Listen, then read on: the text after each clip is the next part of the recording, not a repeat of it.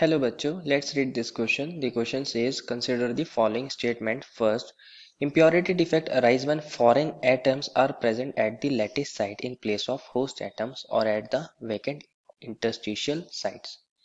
Second, addition of impurities alters the properties of crystal. Third, doping is the process of adding impurities to a crystalline substance so as to change its properties. Which of the above statements is or are correct? Option A first and second, B second and third, C first and third and D first, second and third. बच्चों इस question में हमें तीन statements दी गई हैं और हमें बताना है इनमें से कौन कौन सी स्टेटमेंट हमारी करेक्ट हो सकती है। तो फर्स्ट ऑफ ऑल बात करते हैं इस क्वेश्चन में हमारे की कंसेप्ट के बारे में। की कंसेप्ट क्या होगा बच्चों हमारा?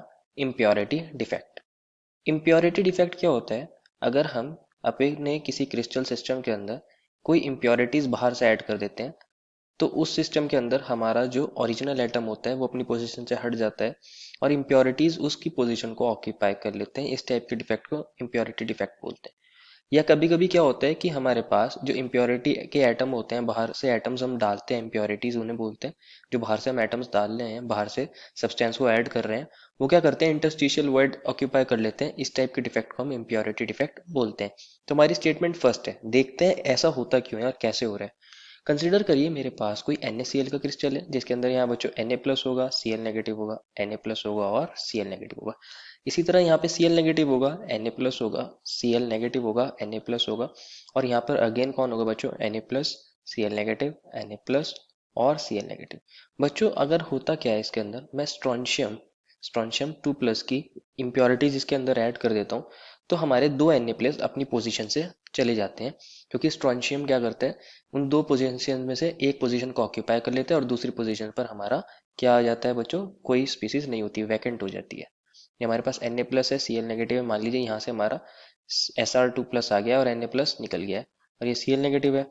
यहाँ हमारे पास Cl नेगेटिव था, यहाँ से भी मान लीजिए Na प्लस है यहाँ और यहाँ Cl नेगेटिव है और यहाँ मान लीजिए हमारा Na प्लस चला गया यहाँ से और यहाँ हमारे पास Na प्लस है बच्चों, again Cl negative, Na plus और Cl नेगेटिव। तो यहाँ बाहर से इम्प्योरिटी आ रही है जिसने या तो होस्ट एटम की पोजीशन को ऑक्यूपाई कर लिया है या फिर ये इंटरस्टिशियल वॉइड्स को ऑक्यूपाई कर लेते हैं। इस टाइप के डिफेक्ट को बोलते हैं हम इम्प्योरिटी डिफेक्ट।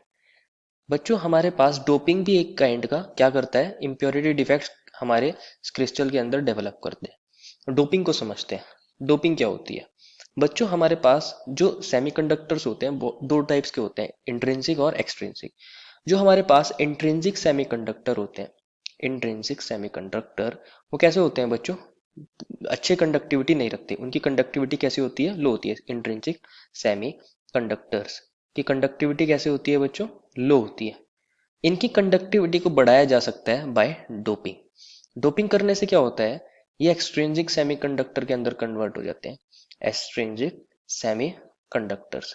डोपिंग के अंदर हम क्या करते हैं? इम्प्योरिटीज को ऐड करते हैं और इम्प्योरिटीज को ऐड करने से हमारा जो इंट्रिंसिक सेमीकंडक्टर है जिसकी कंडक्टिविटी लो थी वो एक्सट्रिंसिक सेमीकंडक्टर के अंदर कन्वर्ट हो जाता है और इनकी कंडक्टिविटी बच्चों बहुत हाई होती है as compare to intrinsic semiconductor.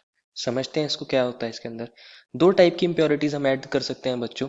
या तो हम हमारे सिलिकन के अंदर और जर्मेनियम के अंदर हमारे ग्रुप 14 एलिमेंट्स में ग्रुप 13 की इम्प्योरिटीज ऐड कर सकते हैं। ग्रुप 14 के अंदर हम ग्रुप 13 की इम्प्योरिटीज ऐड कर सकते हैं या फिर इसके अंदर हम ग्रुप 15 की इम्प्योरिटीज ऐड कर सकते हैं। या तो 13 वाली इम्प्योरिटीज ऐड करेंगे या 15 वाली इम्प्योरिटीज ऐड करेंगे। कंसिडर करिए ग्रुप 14 का सेमीकंडक्टर हमारे पास सिलिकन है। सिलिकन के पास बच्चों कितने वैलेंस इलेक्ट्रॉन होते हैं? 4 वैलेंस इलेक्ट्रॉन। अगर हम इसके अंदर ग्रुप 13 का कोई एलिमेंट डाल देते हैं, फॉर एग्जांपल बोरोन, तो इसके पास 3 वैलेंस इलेक्ट्रॉन होते हैं।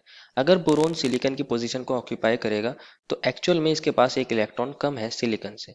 तो होता क्या है? इस इलेक्ट्रॉन को की जगह एक वैकेंसी क्रिएट हो जाती है जिसको हम बोलते हैं होल्स और इन टाइप के सेमीकंडक्टर को बोलते हैं पी टाइप सेमीकंडक्टर।